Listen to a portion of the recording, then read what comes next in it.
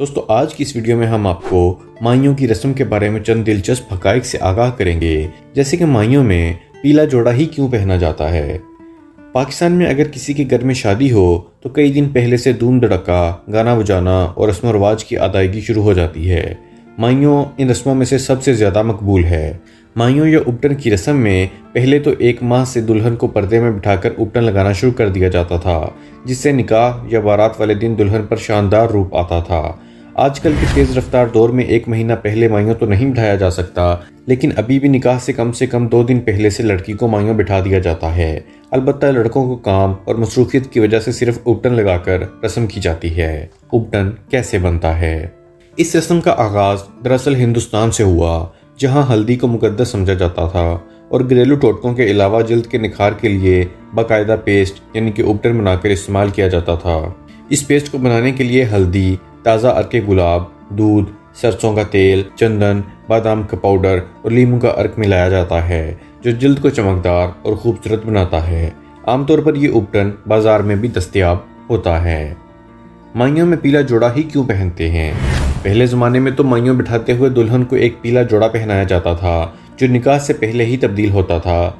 इस जोड़े के पीला होने की बड़ी वजह यह है कि उपटन का रंग भी पीला और गहरा जर्द होता है, इसलिए पीला लिबास पहनाया जाता है ताकि अगर कपड़ों पर उपटन लग जाए तो वो नुमायाँ होकर बदनुमा ना लगे। आज भी माइयों की तकरीब चाहे जितनी भी शानदार क्यों ना हो, इसमें दुल्हन को पीला या नारंगी माइलजर्द रंग ही पहनाया जाता है। हत्ता कि अगर मल्टी कलर लिबास भी हो तो इसमें भी ज़्यादा हिस्सा पीले रंग का ही रखा जाता है। लिबास के अलावा जेवर के लिए भी गेंदे के फूलों के कंगन, बालियां वगैरह बनवाई जाती हैं। दूल्हा दुल्हन के साथ इनके तमाम अजीज़ो अकारब भी ज़्यादातर पीला लिबास ही पहनते हैं। उपटन लगाना और मिठाई खिलाना।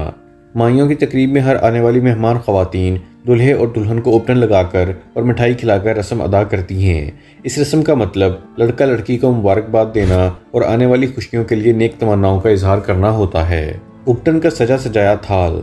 उपटन के थाल को सजाना भी अब एक रस्म की सूरत इख्तियार कर गया है। अगरचे इस थाल को सजाने के लिए बाजार में कई दुकानें मौजूद होती हैं, लेकिन ज़्यादातर दुल्हा या दुल्हन की बहनें और सहेलियां ये काम करना खुद पसंद करती हैं। थाल को उपटन के अलावा मेहंदी, गुलाब की पत्तियां, गेंदे के फूल और मोमबत्ती जलाकर सजाया जाता है। दुपट्टे में दुल्हा दुल्हन को रस्म के लिए लाना। इस रस्म का मकसद दुल्हा या दुल्हन को बुरी नज़र से बचाना होता है। पहले वक्तों में तो दुल्हन को दुपट्टे में पर्दे में बिठाकर ही रस्म अदा की जाती थी। अलबत्ता आजकल दुपट्टे या डोली में दुल्हन को लाना सिर्फ एक फैशन बन के रह गया है। दोस्तों उम्मीद करता हूँ कि आपको हमारी इन्फॉर्मेटिव वीडियो पसंद आई होगी। अगर अभी तक आप लोगों ने हमारे चैनल दिलचस्प मालूमात को सब्सक्राइब नहीं किया है तो सब्सक्राइब जरूर कर लीजिए और हमारी वीडियोज़ को लाइक, कमेंट और शेयर भी जरूर कीजिए। अगली वीडियो तक के लिए खुदा हाफिज़।